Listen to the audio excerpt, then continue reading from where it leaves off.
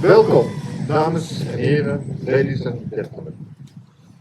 Namens de stichting 4 en 5 mei Elst heet ik u van harte welkom op de onthullingsceremonie van het gedenkteken ter nagedachtenis aan de bemanning van de ingestorte Lancaster op 21 december 1942 in het veld hier voor ons.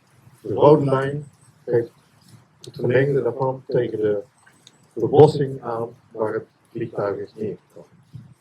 Special welcome to Family Base, relatives of Navigator aeroplane. Het is daarnaast ook welkom aan mevrouw As van Wijk, aanwezig namens een eigenaar van het landgoed Brattenburg. De sponsors van het gedenkteken en burgemeester van de Pas, die straks ook nog een korte toespraak zal houden. Ladies and gentlemen, a special welcome to the family Bates. It's an honor and privilege to gather here today for the official unveiling of this memorial. We stand here in the shadow of history and memory to remember and honor.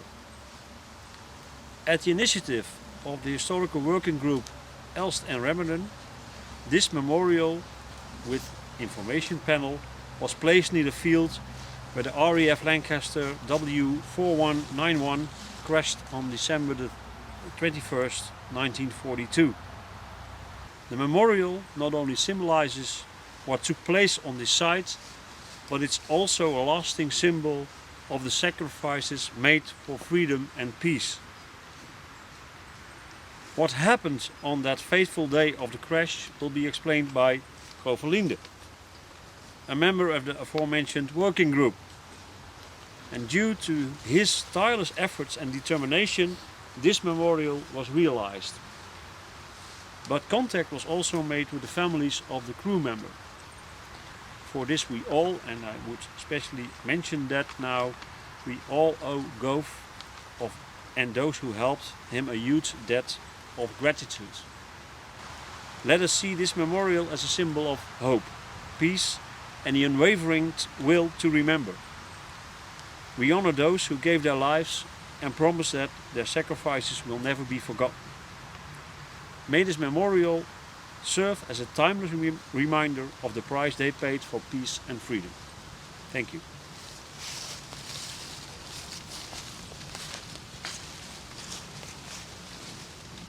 Dear Graham, Bob, Kirsty, Piper, a warm welcome from me too. It has been almost 6 years since we met Graham and Bob at the opposite side of this field.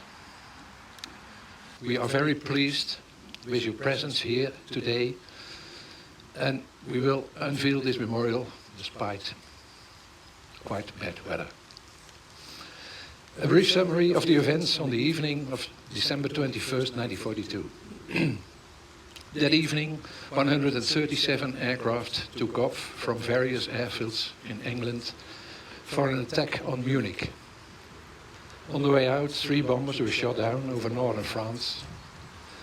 9 bombers were shot down on the way back, 8 of them over Belgium and northern France. The 9th crashed in this field around midnight. The Lancaster received a direct hit, had no chance and crashed in this field around midnight, killing all 7 crew.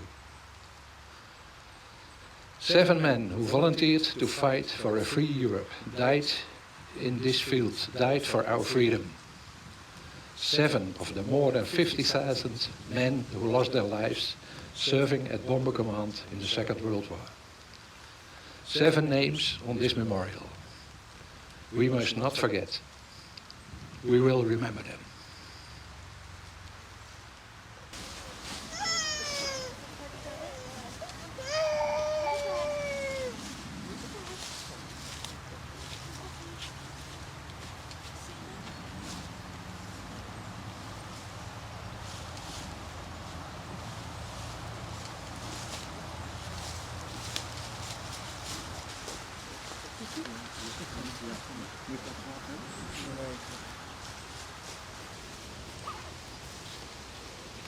In the month of November, the most people of Great Britain wear a poppy to remember and to honor the military who fought in World War I, World War II and in later conflicts. Now we listen to the poem on Flanders Fields, written by the Canadian military doctor and poet John McCrae on the 8th of May 1915 during the Great War. In Flanders Fields, the poppies blow between the crosses, row on row that mark our place. And in the sky, the larks still bravely singing fly, scarce heard amid the guns below.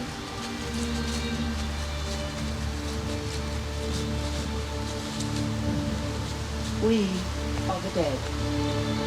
Short days ago we lived, felt dawn, saw sunset glow, loved and were loved, and now we lie in Flanders Fields.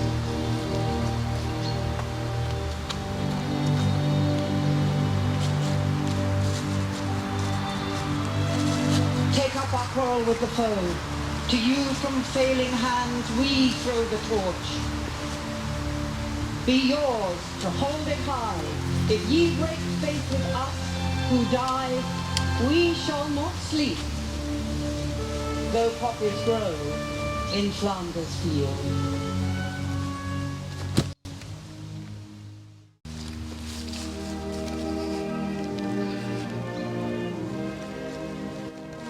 James Roy Walker, age 20. Douglas Robert Penniman, age 30. Harold Bates, age 34. Gordon Joseph Bentley, age 21. Peter Clinch Hind, age 23. Cecil Albert Davy, age 19. George James Dean, age 20.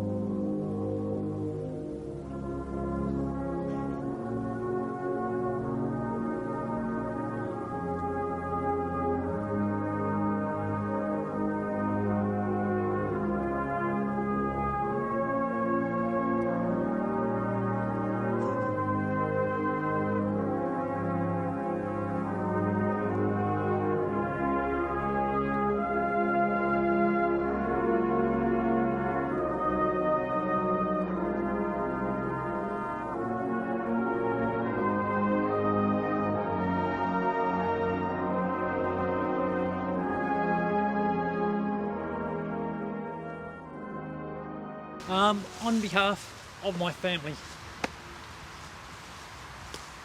as well as I'm sure the families of the other crew members, I'd like to thank you all for the care, the remembrance, that you all take towards their memory. My father only knew his father for a short time. He was 8 years old in 1942. And for some of that time they were separated because my grandfather was a missionary earlier in China. Dad came home when he was 2 years old. My grandfather stayed there a bit longer. He was over in China when the Japanese were raiding China. He came back to England and joined the Air Force to do what he could.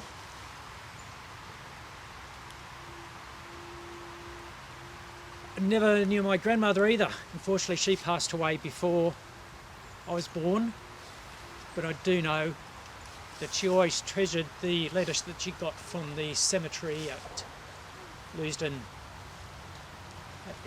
letting her know where my grandfather was. When I was 14 years old, my father had a lengthy period of leave. We made a trip over we spent a bit of time in England visiting all the places he grew up as a child. We also made a trip over to Holland and we visited the cemetery then. We drove through Elst and I believe there was a youth hostel in this site in 1974.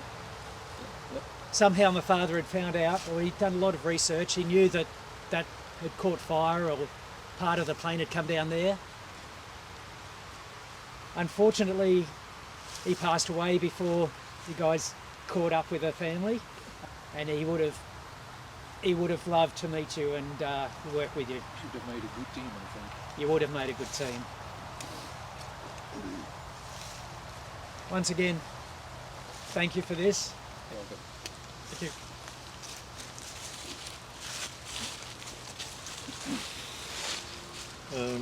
Hiermee zijn we aan het einde gekomen van deze onthullingsceremonie.